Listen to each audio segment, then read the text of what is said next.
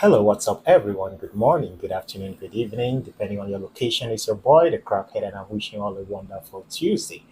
Some time ago, when we heard the federal government of Nigeria forgave some repentant Boko Haram and terrorists as citizens, we were very angry. In fact, we were like, what country does that? What country, what government would forgive those who were buying and destroying lives and properties? Not long ago, Katsina government had a peace deal also with Fulani herdsmen or terrorists or jihadists that I don't know, but they are wicked and bad people. And as citizens of Nigeria, we also complain. Why should a government have peace deals with terrorists? But my brother and sister, it don't happen. Say Donald Trump, don't forgive ex Al Qaeda jihadists who is currently the president or the one in charge of Syria, ruling Syria. And when I went to the comment section where I saw this post on social media, a lot of people were supportive of what Donald Trump is doing. And a lot of people are like accusing those who are supporting. You guys are hypocrites because when the Nigerian government forgave Boko Haram, hence tagging them repentant Boko Haram, repentant terrorists, you guys complain. But Donald Trump is doing the same thing, and you guys are praising Donald Trump. That is hypocrisy. Honestly, if you ask me what's my stance on this, I would say I neither agree or disagree with what Donald Trump is doing with Syria's president. Because this is the same man the United States of America placed, as in, he was so wanted to the point that the United States government put a bounty of $10 million on his head.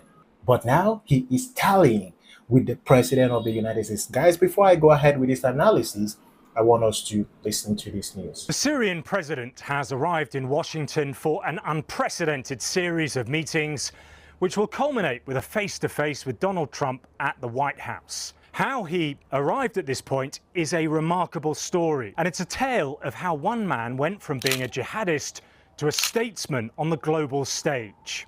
Ahmed Al Sharaa became the leader of Syria after the fall of Bashar al-Assad regime in December last year. But before that, he went by the nom de guerre Abu Mohammed al-Jalani. During Syria's brutal civil war, he was the leader of the Nusra Front, a designated terror organization, the Syrian branch of Al Qaeda. Back then, the thought of him setting foot on US soil and meeting an American president would have been unthinkable. There was a $10 million reward for information leading to his capture. So what's going on, and why is diplomacy being turned on its head? After 14 years of conflict, which started during the so-called Arab Spring, Syria is in a mess. Ahmed Al Sharaa, as the leader of the transitional government, is seen by the US as having the greatest chance of holding the country together and stopping it from falling back into civil war and failed state territory. But to do that, Syria has to emerge from its pariah status, and that is what the US is gambling on. By endorsing Al Sharaa, they're hoping he will shed his past and emerge as a leader for everyone and unite the country. There are, though, big questions. He has rejected his extremist background, saying he did what he did because of the circumstances of the civil war. But since he took power, there have been sectarian clashes. In July, fighting broke out between Druze armed groups and Bedouin tribal fighters in Sweden, a sign of just how fragile the country remains and also about his ability to be a leader for everyone. Nonetheless, Ahmed Al Sharaa is viewed as the best chance of stabilising Syria and, by extension, an important part of the Middle East. The visit to Washington is highly significant and historic. It's the first ever official visit by a Syrian head of state since the country's independence in 1946. And he's already embracing the culture. He was seen playing basketball with leaders from the American military who command the anti-ISIS coalition. This video was shared on Insta by Syria's foreign minister. The meeting with Donald Trump, though, is the really big deal. They've met before in Riyadh in May, but in this meeting they'll discuss lifting sanctions, crucial to Syria's post-war reconstruction, how Syria can help in the fight against the Islamic State, and normalization of relations with Israel. The optics will, of course, be fascinating. The US engaging with a former militant with jihadi links. It's a risk, but if successful, it could reshape Syria's role in the region from US enemy to strong regional ally. Thank you very much, Sky News correspondent. The question is, why is Donald Trump doing this thing? I guess he really is hoping to get that Nobel Prize for Peace, because I heard the next Nobel Prize for Peace, he has been recommended for that position or for that award. Anyways, let's hope that's not his reason. But as a Nigerian, what do you think about this? Do you support Donald Trump's move? Do you think it's all hypocrisy that as citizens of Nigeria, we're condemning the federal government for granting amnesty or forgiving Boko Haram and other jihadists, but the same thing is what is going on in the United States?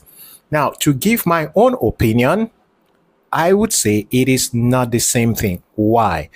Because first of all, in Syria, the whole of Syria, there's already war. It's a country that is broken down already. So if there is one, they say in the country of the blind, the one that has one eye becomes the king. So within a country that the system has virtually and literally broken down, and there is one strong person, how be it someone who had a criminal nature or someone who was a terrorist, but he has come around to say, look, guys, I think with the experience of criminality I had in the past, or with the experience of being a terrorist, I think I know how I can rule these people. I think I know how I can handle people. I think I know how I can fix things because I have been at the other end. And that's what the United States government is saying. That's what Donald Trump is saying, because from the video we watched, we saw that he was also with Macron, France's president, who I think also has endorsed him. I think for Donald Trump, the bigger picture is once Syria is stabilized, then they can start on working a peace relationship with Israel. I think that's his major goal. So for me, and in my opinion, it is entirely different from the federal government of Nigeria, who granted amnesty or forgave repentant terrorists. Why? Because our country, the political situation, the crisis in our country is nowhere near what is going on in Syria. So a group of good people just does nothing while a group of bad people are busy terrorizing the country. So when a government comes around to forgive those bad people instead of punishing them, then it brings up a question mark. So I don't think it's the same. But however, whatever Donald Trump sees it fit to do, well, he's the president. For me, waiting I go to say, after all, no be our country income elect or income endorse terrorists make it rule over us. After all, in the try make we use our hand fight this terrorism, or in go come with boots are blazing. Anyways, guys, what's your opinion? Do you think this is all hypocrisy if we choose to praise Donald Trump on what he has done? The meeting he had with the Syrian president, who was once a terrorist, who once had a bounty of $10 million on his head. What are your opinion? Do you think it is the right move, or do you think it is a wrong call? But on the other hand, what if it backfires? Then, guys, we'll be heading to Third World War. It's your boy, the Crackhead, wishing you all a wonderful Tuesday. Bye for now.